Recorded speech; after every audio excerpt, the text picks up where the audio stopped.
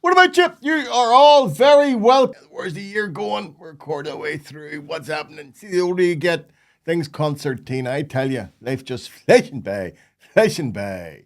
When you were young, a week could feel like a month, and a month a year. Now, a month feels like a week, and a year feels like, oh, it's just flashing by. No. I just want to start. It was me funny. I, of course, don't. I can do a lot of stuff with this. I can set stuff up and all the rest of it. And I'm quite savvy about the editing stuff and all that. But I don't do the uploading and on the socials and all that sort of thing. I have a little slave called Alan who does that for an exorbitant charge. Anyway, he mentioned this week that things had changed. There'd been a dip in the viewer numbers, or he's obsessed with audience views, length of views, retention of viewers during views, and it feels like it's a million other different wee jingle things to judge whether you're successful or not. And so this week he told me the tragic news that my view rates dropped last week. To which I replied, so what? You understand? Now, in an attempt to ameliorate what he thought would be my deflation at this news, he then began listing the million possible reasons and factors, all of which it sort of can come together to mean that my viewer rates had dropped. Now, I stopped him and pointed out the reason may be much more simple. It may be due to people being bored with the shite that I'm talking about US politics and the ongoing genocide in Gaza and Palestine.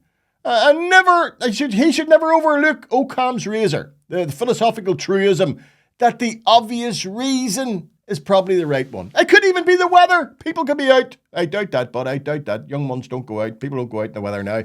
They're on their phones watching old boys like me talk shite. But I'll tell you this. Too many of us judge ourselves by how many followers we have on social media rather than how many friends we have in real life.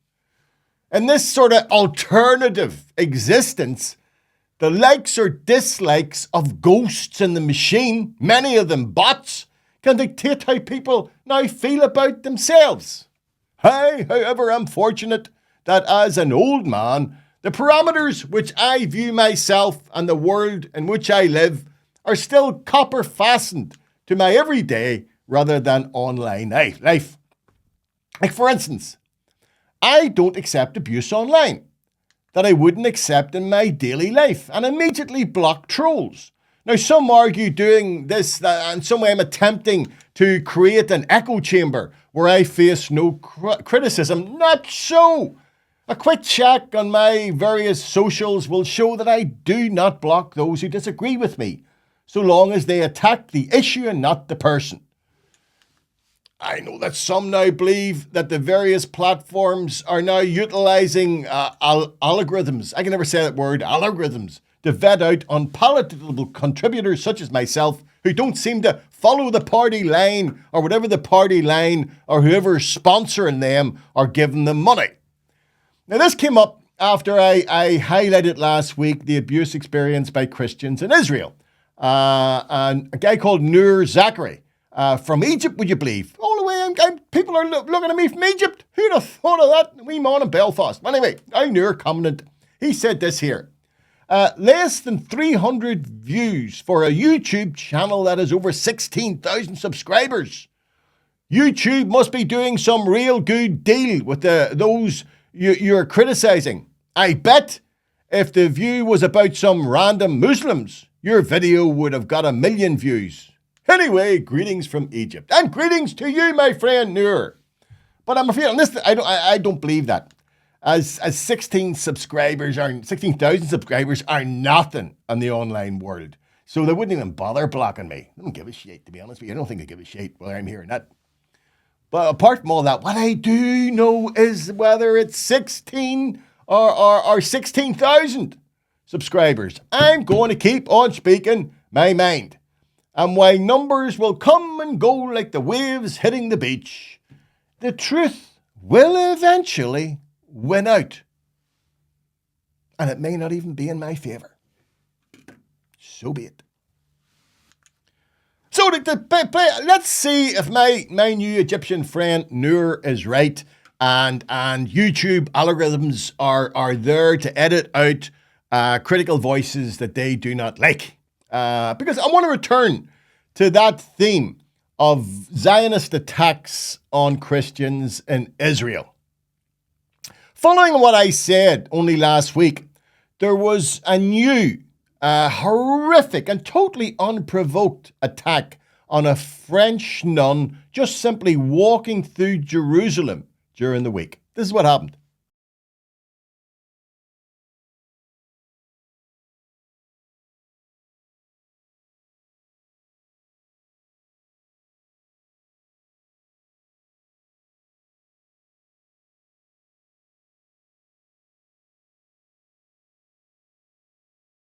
And police in Israel say a suspect is in custody after an attack on a nun in Jerusalem. We do want to warn you, this video may be disturbing. It shows a man run toward the nun and push her from behind. He starts to walk away, but then turns around, walks back, and kicks her while she's on the ground. Now, the nun is a researcher for a French school in Jerusalem. Now, France is condemning the attack, and investigators say they suspect it was racially motivated. Foreign correspondent Tom Sufi Burridge is in Tel Aviv, Israel, with more on that. Tom, what's the latest on this investigation? Yeah, Diane, this happened on Tuesday. That man is in custody, being questioned by police. It happened in Jerusalem. I mean, again, look at the video. It is being widely condemned here in Israel. You can see that nun walking away with her back turned away from the man then approaching, pushing her violently to the ground, then walking briefly away, then returning and kicking her when she's down. Now, someone then did intervene, a bystander, and the attack stopped. But the man was arrested. He's been questioned by police, and police are saying that he's been arrested on suspicion of a racially motivated attack. The man is 36. He appears in the video to be wearing a garment which is often worn by observant Jewish men. And I think, the Israeli Foreign Ministry has come out very strongly condemning this attack, saying it is a despicable attack, saying it's shameful. It does not represent the values of Israel in any way. But I think the Israeli government is acutely aware that it comes not a long time after another video went viral online. That was in southern Lebanon, but it did show an Israeli soldier defacing, destroying a Christian monument, a crucifix with an image of Christ on it. The Israeli government very strongly condemned that attack, but I think, Then again, I may be wrong to say it was unprovoked. Maybe it's enough to be dressed as a nun today in Jerusalem to suffer such an assault. Now, the denunciations from about the attack from the Israeli government ring somewhat hollow, as the IDF continued to demolish Christian churches and places of historic importance to Christianity across Palestine. Here's an example where they destroyed the mausoleum of Simon Peter, the Apostle of Christ, which had stood in the village of Shammah in southern Lebanon since the 1st century.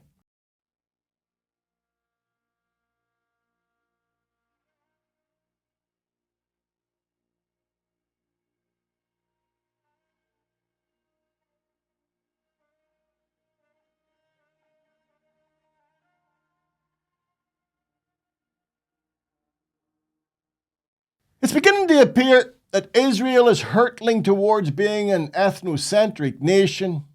In other words, a Jewish nation for Jews only. Now, the nun was attacked as her clothing meant she was easily recognizable as a Christian. Jews this week were also attacked in London for exactly the same reason. Their clothing, which made them easily identifiable as Jews. The attacker, who was described as having mental health issues, stabbed anyone he believed to be Jewish. Now, this conflation of religion and politics has always been and will always be a toxic mix. Having lived through 30 years of what was called the Troubles here in Northern Ireland, that conflict at times appeared to be as much sectarian as it was political. Indeed, we in Northern Ireland know all too well how the blurring of those lines between religion and politics leads to horrific atrocities.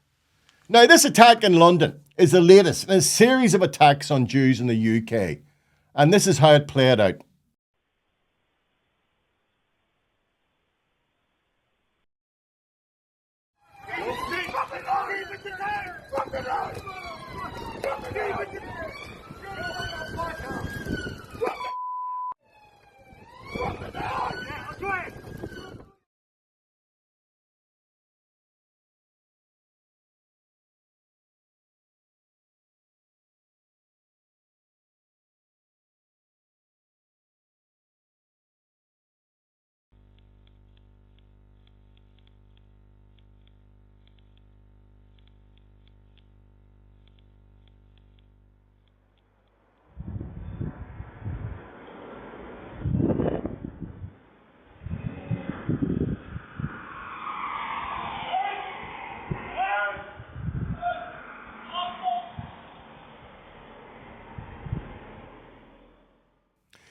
The attacker was a 45-year-old British national born in Somalia whose name is irrelevant.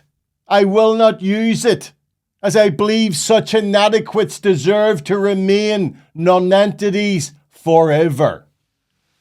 His victims, however, were 34-year-old Shlomi Rand and 76-year-old Moshe Shine. Now, their only crime was to be Hasidic Jews, and therefore easily recognizable by their attacker. What the really perverse reality in all of this, of course, is that it is the Hasidic Jews around the world who have been to the forefront of opposing the Zionist policies of Benjamin Netanyahu and the IDF. They have attended marches and been vocal in pointing out that Zionism and Judaism are, in their view, antithetical. So what brings you here today? To support Palestinian rights. We as Jews are embarrassed what's happening there in the state of Israel, in the Jewish name. And what's your message to the people of Palestine? They shouldn't give up the struggle. They should continue to fight and not give up the struggle against the state of Israel, because by the end, Palestine will be free, because this is truth, will succeed by the end. What's your message to the people of Palestine? They should know. We feel very shame what's going on there, especially they're doing everything in our name. In the name of Jews, in the name of the Torah, in the name of God. It's so shameful. We are with you. You have to know. The Zionists are strong. We are weak. But God is on our side. At the end of the day, the Palestinian flag will be on all Palestine, from the river to the sea. Indeed, they have faced persecution and arrest and imprisonment in Israel for their stand against the Zionist wars in Gaza, Palestine, and now Iran. That some now in the UK establishment are calling for a ban on all marches against the genocide in Gaza typifies this government's allegiance not to British Jews, but to the Zionist regime now running both Israel and, I believe, the USA. The hypocrisy of such a ban on anti-genocide marches was brilliantly highlighted by respected UK Jewish rabbi Herschel Gluck, who categorized such a ban as, in and of itself, being anti-Semitic. I mean, I suppose it kind of begs a question, really, which is, why would banning protests in support of Palestinians stop violent anti-Semitism? I'm just trying to work out the mechanics of it. I mean, also, it's obviously worth emphasizing thousands of British Jews have marched on these protests. They're part of those protests. I mean, the amount of British Jews that march on the protest is pro rata more than any other community. So therefore, by wishing to ban the protest, that in itself seems to be an anti-Semitic attack on the Jewish community in the UK. Mm-hmm. There must probably pro rata more Jews who march than Muslims that march. So therefore, this seems to be a very serious anti-Semitic own goal by those who are putting this forward. The UK government has criminalised 2,700 people for simply holding posters of support for Palestine action. an organization that has never harmed one human being, while 70,000 Gazan civilians have been slaughtered in this attack by Israel. What Starmer now appears to want is to drive all opposition of that genocide from UK streets. And here's a question, it's a genuine question. Does anyone seriously think that the thugs who wish to make the conflict in Gaza a cover for their anti-Semitism, do you think that'll stop by this ban? Of course it won't. Instead, it'll radicalize more idiots towards their twisted mentality. Again, we here in the north of Ireland can act as a point of reference and comparison in this debate about marches. The IRA carried out a 23-year campaign of bombing in the UK between around 1973 to 1996. That resulted in the deaths of 175 people and injuries to another estimated 10,000, along with causing billions in damage to property. Yet not once was there ever a question or attempt to stop Republican marches from taking place in mainland UK. Why the difference? I don't know. Maybe you do. Now, you know things are really bad between the UK and the USA when the British Prime Minister is forced to pimp out his monarch to try and renew the supposed special relationship between their nations. Now, a UK diplomat during the week, he inadvertently, when talking about that supposed special relationship, let slip the truth that there's only one special relationship with another nation as far as the USA is concerned, and that is not the UK. That's Israel. But leaving that aside, King Charles and Queen Camilla had the tricky task of trying to charm charmless man-child Trump out of his huff with Starmer and into having a hopefully more favourable attitude to the small island across the Atlantic. And to everyone's amazement and my bewilderment, Charlie only went and pulled it off. Well, let's be honest. As joke writers have to take some credit. Because with a series of brilliant asides and put-downs, which the president and his band of MAGA supporters laughed at heartily, not realising they were the butt of the royal jokes, Charlie charmed the country and its political leadership. Here's some of Charlie's best one-liners. On this occasion, I cannot help noticing the readjustments to the East Wing, Mr. President, following your visit to Windsor Castle last year. And I'm sorry to say that we British, of course, made our own small attempt at real estate redevelopment of the White House in 1814. Indeed, you recently commented, Mr. President, that if it were not for the United States, European countries would be speaking German. Dare I say that if it wasn't for us, you'd be speaking French.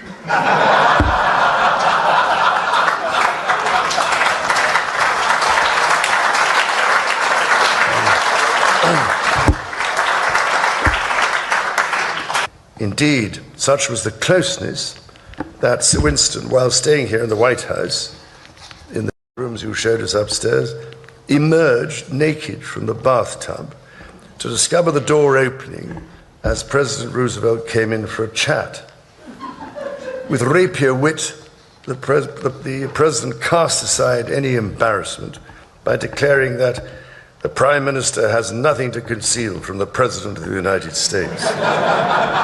Of course, my late mother met no fewer than 13 serving presidents, thankfully all of them fully clothed. And a brilliant move, a totally brilliant move. Charles ended his speech at this dinner attended by Trump by appealing to two of Trump's greatest narcissistic weaknesses.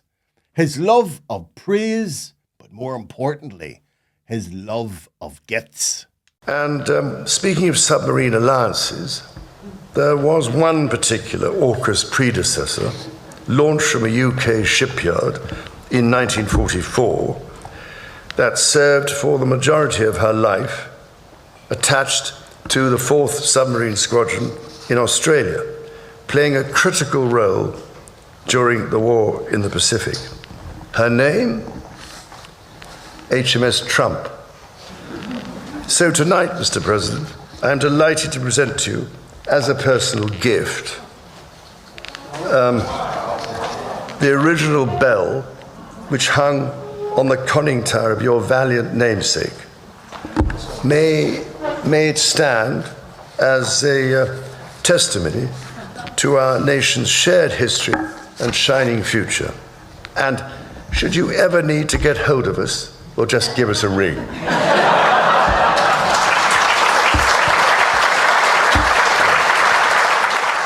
Now, when Charlie went on to address all the collected politicians in Capitol Hill, that speech really should have had MAGA booing him, because he only went and stressed the importance of limitations on executive powers.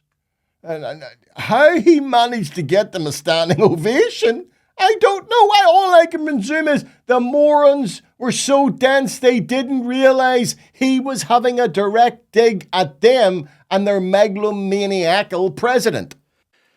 And those roots go even further back in history. The US Supreme Court Historical Society has calculated that Magna Carta is cited in at least 160 Supreme Court cases since 1789, not least as the foundation of the principle that executive power is subject to checks and balances.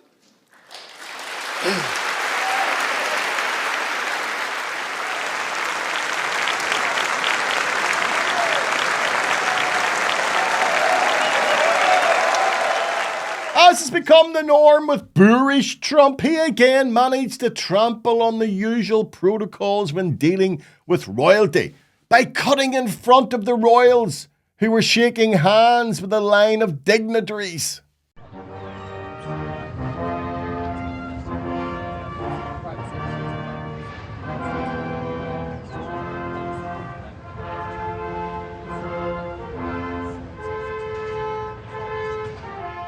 The oath did similar when he stepped in front of the late Queen when on a visit to England during his first term as president.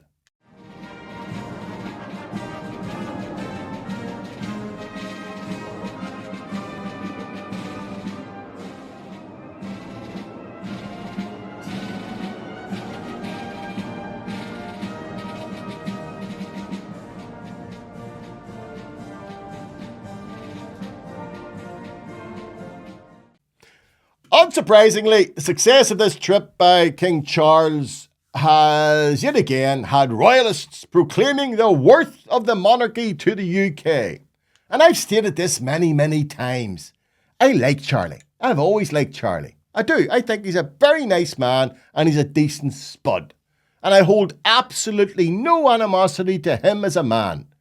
But I continue to believe that the fact the UK retains a monarchy is an anachronistic throwback to a time when heredity meant much more than ability. And that I don't believe any person, no matter how amiable they may be, deserves recognition simply by the accident of the family they happen to be born into. And while the royalists will exalt the performance and achievements of Charles, they continue to keep very closed-mouthed about the disgrace of ex-Prince Andrew, who also travelled often to the USA, but for much, much less savoury reasons than his brother. Did you know here in the UK that the term Prince Andrew Close is no longer viewed as an address, but as a warning to children to get off the streets and indoors. I did a bit a couple of weeks ago. I don't know when it was. I'll get somebody to stick it up there. I say that and I sometimes don't do it because I forget to tell them to do it and it doesn't get done. But if you look back, you'll see that I did a wee bit a couple of weeks ago, whenever it was, about the ongoing spat between our main newspaper, the Irish News, and BBC Northern Ireland regarding Stephen Nolan. BBC Northern, I love him. Irish News, not so much. At that time, Nolan was embarking on his new series where he follows on-duty PSNA officers during their daily work.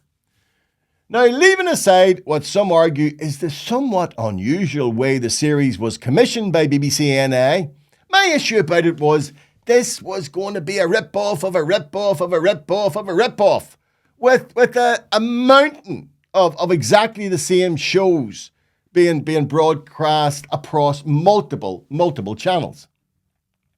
And I have to admit, having watched a couple of episodes, most of my concerns have been borne out with the now common recipe of cops arresting wasters and the usual smattering of drugs, violence, and other sundry crimes. But, and this is a massive one, I do believe Nolan has vindicated his commission for two main reasons. Firstly, I have noticed that no matter the incident, when Nolan appears, right, any hostile crowds immediately deflect their aggression and anger away from the PSNI officers and onto him. Meanwhile, as usual with me, the crowd aren't pulling any punches. Form a loose cordon. Pull Stephen back and just form a loose cordon. Just relax. No, just relax. Relax. Relax. Somebody have a word with him. Here, relax. You don't know what's going on in the fucking streets? You really understand the anger? Absolutely. So common is this that if I were a serving PSNI officer sent out to face a hostile crowd, rather than recourse to my taser, I would now demand that they brought Stephen Nolan to this scene. Put him out there. Put him out there. Put him over there away from me. Put him over there. But the second reason is even more important, boys and girls. Listen to this. The second reason I believe Nolan has vindicated his license payers' money and proved that they've gotten value for their license is the fact that on his travels with the police, he has discovered a worthy successor to the woman who memorably screamed, "No surrender!" into City Hall during the flag dispute. You remember, you gotta.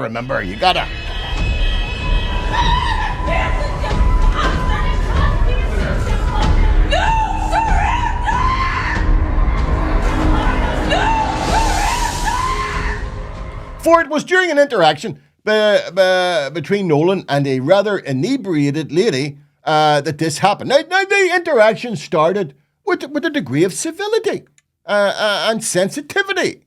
With this happening, and the woman asking a very nice question.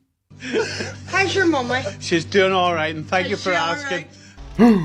But within minutes, when the same inebriated lady found herself placed into police custody in the back of a jeep, well, things turned rather sour.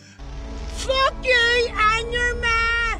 Ah, you and your ma! Ah, if that doesn't make you feel proud of the wee place we come from, I do not know what you'd need. I swear to God, my welled up when I knew that was a moment. There was a meme. That's a meme that will now be historic. It will go forward in generations. I predict that will be the clarion call of every pisshead for decades to come. Fuck you and your ma! I'm telling you, it's guaranteed. You see, if we ever get a flag, if we all agree on what flag we want here, I hope and pray that is what is emblazoned on top of that flag. Fuck you and your ma! Ah. Here's the final punchline. This is a bit of a punchline, but Nolan's ma, she's an elderly lady. I think she must be in her 70s or 80s. She's an elderly lady, but she's a Shankill Road woman. And I'm telling ye, here and now, she would kick the arse of that drunk woman all day, every day. No doubt about it. No doubt about it. Nolan's ma would have her every time. I'll tell you what. That's one fight I'd definitely pay good money to watch. Maybe Nolan has a new show idea. Stephen, I give it to you for free. Your ma against her. Go on, Stephen, help now. I wouldn't begrudge my television license. Oh, I'd love to see that when you have them training and then have them on the night. I'm telling you, I don't bet, but I would lay money that Nolan's ma would fucking wipe a floorware. Wipe a floorware. Why did you do that? It's what I do. That's all, folks.